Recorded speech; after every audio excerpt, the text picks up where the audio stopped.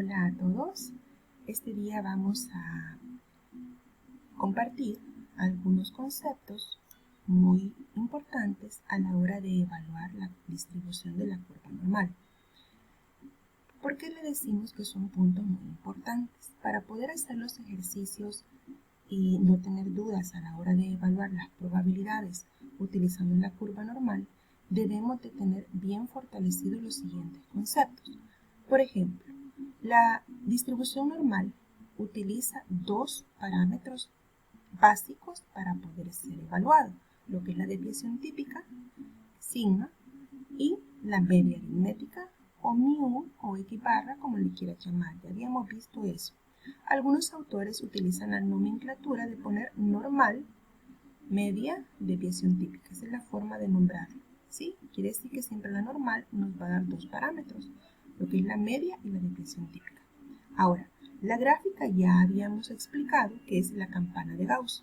Esa curvatura, ¿verdad?, en forma de campana, que representa a la población, ¿sí?, que se están estudiando y que simétricamente está repartida en 50% y 50%. ¿Ok? Al ser simétrica respecto a un eje que pasa por el centro, que vamos a denominar mu o x barra, deja un área igual a cada lado, que vamos a explicar. Pero esa área del recinto de toda abajo de esa campana representa la unidad, o sea, tenemos el 100% de todas las posibilidades de que ocurra un suceso determinado, ¿verdad? Y en un 100%. Ok. Nosotros tenemos aquí también lo siguiente. Ok. Dentro de sus características, la campana de Gauss, ¿sí?, esa área que representa acá, va a tener diferentes connotaciones en cuanto a la posición de un valor específico de comparación. Y por eso es que cuando lo ponemos a la derecha, pero sombreamos hacia la izquierda, decimos que estos son valores menores que A. Pues en este caso, un parámetro cualquiera, ¿verdad? Un valor X. La tipificación se hace por medio de esta formulita que ya habíamos utilizado en bastantes recursos, siempre y cuando utilicemos como parámetro 0 el valor central y un valor máximo de sigma igual a 1. ¿Por qué le decimos un valor sigma igual a 1? Bueno, son parámetros que utilizan siempre los autores. Ok, veamos lo siguiente. Si tenemos un ejercicio con valores x, cualquiera de variables, la media y la desviación típica, hacemos ese cambio de variable con la formulita. Pero ese cambio de variable lo único que me va a servir es la utilización de los datos para poder buscar en una tabla de curva estandarizada. Veamos lo siguiente. Esto es importante para nosotros porque es la evaluación de lo que interpretamos en una gráfica. Y decíamos que esa probabilidad de la variable va a depender de qué es lo que coloreamos. Y por eso les decía yo, es importante en todos los ejercicios que nosotros hagamos esa curvatura, coloreemos la zona que estamos evaluando, sea esta la real y la estandarizada. Por ejemplo, en el primer caso, para valores z, antes del valor 0, que es la media estandarizada, la z siempre se representa como un valor negativo, aunque no sea negativo cuando buscamos en la tabla. Pero eso representa como que si esto fuera una línea de la recta real y hacia la izquierda van valores negativos y hacia la derecha valores positivos. Quiere decir que el z, cuando está colocado a este lado y coloreamos, son valores menores a este valor z que nosotros ponemos. Pero si en cambio ese mismo valor z negativo coloreamos la parte derecha, son valores mayores que ese valor z. También podemos tener la alternativa de que esté entre menos z y más z, o sea, alrededor de lo que es la media o el valor 0 estandarizado ya, ¿verdad? Y esta es la zona que vamos a colorear. Otro podría ser de que sean mayores que z, pero un z positivo. Y entonces posicionamos el z positivo después del 0 y coloreamos hacia acá. También podríamos ver un intervalo únicamente entre 0 y el valor z. Quiere decir que podemos tener múltiples ejercicios y eso va a depender, ¿verdad?, de la de la interpretación que le demos a los datos que nos dan. Ok, veamos lo siguiente. Como siempre buscamos en una tabla, decíamos que yo voy a obtener valores negativos y valores positivos. Si busco valores negativos, yo estoy hablando de una probabilidad de que Z sea menor o igual que menos A. Si yo busco valores positivos, en este caso vamos a buscar una probabilidad de que Z sea mayor que A. ¿Eso cómo lo vamos a interpretar en la tabla? Esto es muy importante para nosotros porque la utilización de la tabla nos va a marcar, ¿verdad?, un parámetro en el cual nos dice lo siguiente. Si nosotros estandarizamos un valor cualquiera, por ejemplo un 21, con respecto a una media de 18.7 y un valor sigma o de desviación típica 5 y nos diera 0.46, ¿qué es lo que vamos a hacer?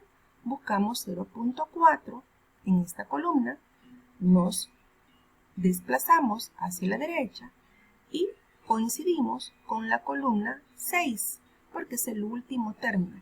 Algunas tablas ponen únicamente 0, 1, 2, 3, 4, 5, 6, etc. Otros ponen 0.00, etc.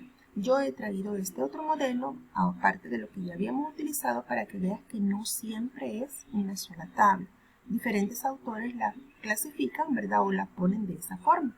Pero en realidad lo que se lee en las columnas solo es el último término, que es el que se le va a agregar a el número que aparece en la primera columna. Entonces, cuando buscamos un valor 0.46, leemos 0.6772, el valor de su probabilidad. Repito, para nosotros esto es importante porque es la forma en que tenemos que analizar las situaciones. Si no entendemos este tipo de evaluaciones, no vamos a acertar a la hora de hacer un ejercicio. Y entonces tú vas a encontrarte, por ejemplo, tablas en las cuales comienza desde 00, pero pudiera encontrar un número máximo de 4, 5, ¿sí?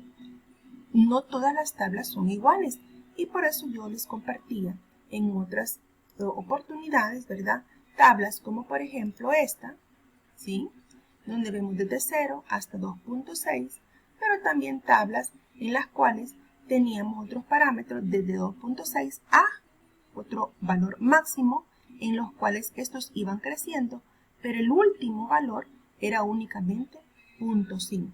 Quiere decir que nosotros en estas tablas no vamos a encontrar un valor más que 0.5 o 50% como máximo en este número, ¿sí?, porque ese es el máximo que tenemos nosotros en probabilidad para poder decir que la campana de Gauss tiene exactamente lo que es el 50% a cada lado, lo que habíamos visto acá, ¿ok? Son puntos muy importantes que tenemos que tomar en cuenta a la hora de la valoración. No vamos a tener más de un 100%, pero ese 100% es igual a la unidad. Lo que pasa es que nosotros estamos evaluando, ¿verdad?, valores pequeños para poder buscar probabilidades. ¿Qué significa esto? Que el 50% de probabilidad oscilan los valores mayores a la media y 50% de probabilidad oscila a valores menores de la media. Pero repito, si nosotros tenemos valoraciones como por ejemplo las que habíamos visto en los dibujos anteriores, ¿sí?, a menos que tengamos los valores Z y buscamos en la tabla, yo voy a tener un valor de probabilidad acá, que este que yo he coloreado va a ser menor al 50%. ¿Por qué? Porque no es la mitad completa de la campana, sino una porción nada más, ¿sí?, que va a ser menor que Z. Pero en cambio este, que ya contiene la mitad y otro poquito más, lógicamente me va a dar un valor numérico mayor que el 50%. Ahora, si es central, pudiera llegar a un 50%, un 60%, un 70%, depende de cómo esté desplazado estos valores Z negativo y Z positivo hacia ambos lados, ¿sí? Quiere decir que esto se puede incrementar hacia los lados o disminuir y quedar un poco más pequeño, ¿verdad? Este es únicamente uno de los extremos de esto. No son los dos, sino que un solo lado. Por lo tanto, a diferencia de este, yo voy a comparar este con este y la zona de esta es mucho mayor que esta que tengo aquí en el centro. Por lo tanto, este valor de probabilidad o porcentaje tiene que ser mayor a este valor que tengo acá. Esos son los diferentes parámetros que yo necesito que tú refuerces, ¿verdad? Porque de eso depende la ubicación. Y repito, en una tabla de la curva normal jamás vamos a hallar valores mayores a 0.5. Quiere decir que mi tabla, el último valor que me va a reflejar es 0.5000. ¿Por qué? Porque estamos hablando del 50%, ya que te explicaba de que la curva normal nos va a regalar a nosotros únicamente el 100% y el 50% está distribuido hacia un lado y a ese otro, pero que va a depender siempre de lo que coloreamos, ¿verdad? O que ubiquemos como valor Z límite a la hora de desplazarnos. Quiere decir que los valores de probabilidad van a oscilar desde el 0%, porque simplemente la zona es demasiado grande de certeza y un poquitito, ¿sí?, de fallo, pero que no es representativo en esta campana, o un valor máximo de 50. ¿Por qué? Porque la tabla que estamos utilizando es hacia un lado, hacia una cola, desde el valor 0 hasta un valor Z representativo.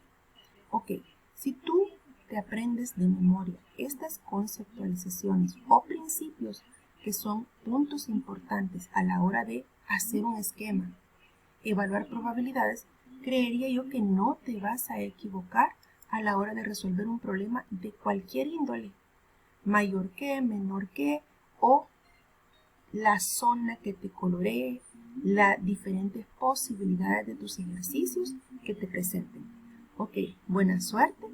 Esto es para nosotros lo que va a ser evaluado en nuestro laboratorio.